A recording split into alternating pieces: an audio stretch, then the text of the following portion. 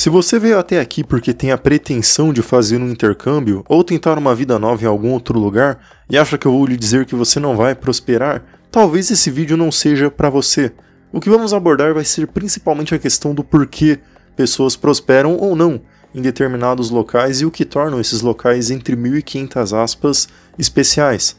No fundo, só quem pode saber o que é melhor para você é você mesmo. Sempre foi uma constante algumas pessoas apontarem colonizações ou estrangeiros como responsáveis pela desgraça ou problemas que afetam a prosperidade de um grupo, povo ou até mesmo ideia. Se você acha que só o brasileiro que culpa o português porque supostamente roubaram as riquezas materiais do país, o famigerado "o português roubou nosso ouro", você está enganado. Mexicanos culpam americanos por sua pobreza e países semelhantes alegam imperialismo quando são questionados sobre seus problemas. E não dá para negar que em alguns casos a intervenção de forças estrangeiras fazem surgir e piorar alguns problemas. E não pense que isso é coisa do passado. O mundo de hoje é 100% global, vamos assim dizer. Donos de megacorporações nunca viram o rosto de seus funcionários e o dinheiro que cuida das relações muitas vezes vem de terras distantes. Mas o vídeo não é sobre geopolítica. Isso aqui é algo muito mais próximo do individual.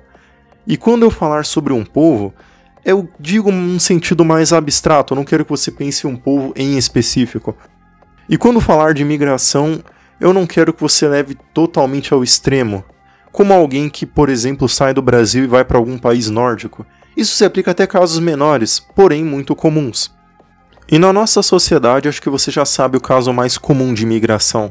Provavelmente seus pais ou avós fizeram isso, que são aquelas pessoas que saem da região do norte ou nordeste, que acabam vindo de lá para essas regiões com maior chance de prosperidade. E veja bem, eu disse chance, tá? Como regiões do sudeste e sul. Não é difícil encontrar gente mais velha que nasceu em alguma cidade da região de cima do mapa que você nem imaginava que existia. É claro que todos vieram com uma promessa de uma vida melhor. Isso não se aplica somente aos nordestinos. Até mesmo imigrantes europeus e asiáticos se aplicam ao caso. E eu peguei eles em específico porque hoje Europa e Ásia são locais que no imaginário coletivo se remete a uma qualidade de vida e prosperidade. Você já se perguntou por que seu avô italiano saiu da Itália para vir para cá? Naquele momento em específico, a Itália provavelmente passava por um período de pobreza e reconstrução decorrentes da Segunda Guerra Mundial. E ele ouviu que o Brasil era uma terra próspera. E lembrando que não tem como você prever o futuro. Talvez hoje você, descendente de imigrantes, ache uma coisa ruim morar no Brasil, e que talvez fosse melhor se seus antepassados tivessem continuado no seu país de origem. Assim a sua vida seria mais fácil hoje em dia. Mas como dito, as pessoas mudam pela promessa de uma vida melhor, e não tem como você saber se um local vai permanecer bom ou vai piorar, e vice-versa. Seria a mesma coisa de que agora, onde você talvez sonhe em ir, por exemplo, para um continente europeu, é difícil de imaginar, mas não tem como você saber se daqui a 50 anos o Brasil vira uma potência invejável onde todo mundo quer morar e a Europa vira um local pobre como o Brasil de hoje. São coisas que estão além da percepção comum. E com isso vem a indagação se existe um local que é mais próspero e por que ele é ou não próspero. E com isso eu quero começar me lembrando de uma pergunta que eu ouvi uma vez de um senhor indignado porque alguns jovens queriam imigrar, eles queriam sair do Brasil. Ele perguntou o que fazia achar que eles dariam certo num país de primeiro mundo, sendo que não deram certo aqui, e que pessoas prósperas darão certo em qualquer lugar do mundo. E aqui é um ponto que eu fiquei refletindo por muito tempo, e hoje eu tendo a discordar completamente. Eu já disse isso em vídeos antigos, que eu não consigo concordar com a ideia de que você é 100% responsável pelo que acontece na sua vida. E os casos onde pessoas dão super certo em alguma coisa improvável demonstram uma certa inclinação sobre aquilo. Eu não sou fatalista, achando que você não tem nenhum controle sobre o seu destino. Para mim existe um certo equilíbrio entre o que está ao seu alcance e o que não depende de você. Uma criança que está numa região de guerra, como uma faixa de Gaza para exemplificar, que controle aquela criança tem sobre a sua vida e a vida que ele ama?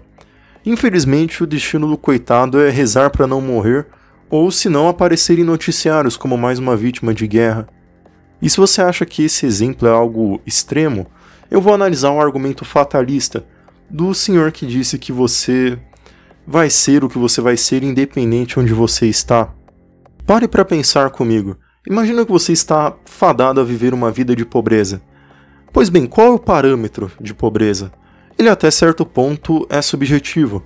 Existe o consenso de que pobreza é lhe faltar alguma coisa, mas isso também é uma coisa subjetiva.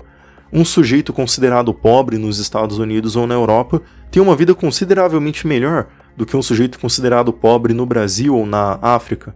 Na América, por exemplo, um cidadão pobre tem carro, já que o país é moldado para você ter um.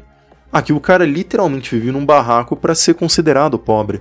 Então, mesmo que você não consiga algo grande, existem situações onde o ambiente conspira contra ou a favor de você. E nem precisa sair do país. Eu tenho certeza que a qualidade de vida dos paulistanos pobres é ruim, igual aos dos nordestinos pobres. Mas mesmo assim você possui certas vantagens vivendo em São Paulo, isso é inegável. E agora que foi explicado por que eu não acho que você é 100% senhor do seu destino, e que o ambiente em que você está de certa forma condiciona a sua situação, talvez você já tenha uma ideia sobre o meu pensamento de imigração e prosperidade. Eu não acredito que exista solo mágico, as pessoas que fazem aquela terra, mas como eu disse, são pessoas, um coletivo.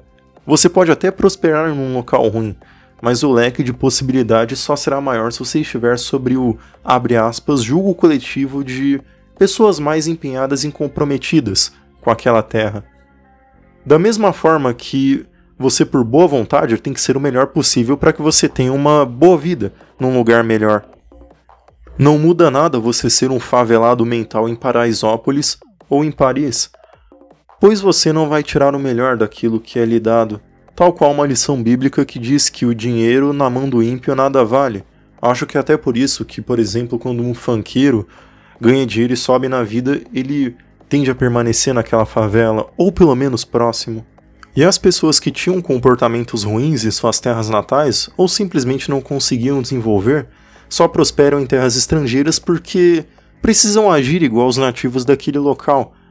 Isso explica porque certas pessoas têm vidas ruins mesmo em locais bons. No fundo, eu posso dizer que você precisa de uma análise profunda de cada caso, pois eles são diferentes.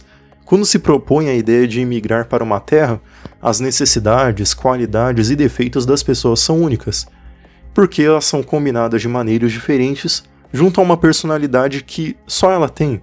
Às vezes o seu caso é realmente melhor que você vá para um lugar mais civilizado, assim como há casos onde ali é o seu lugar e você simplesmente não está tirando o melhor que aquele local pode te dar. Seja porque você tem alguma coisa, tem algo controlando o seu destino, como citado no decorrer do vídeo, seja porque você possui suas limitações. Mas de qualquer forma eu não acho que exista um solo mágico. Os povos em harmonia, ou falta dela, farão aquele lugar, sempre tendo indivíduos que são exceções à regra local, seja para o bem, seja para o mal. Mas por hoje é só. O meu nome é Hitomi, e eu espero que vocês tenham gostado.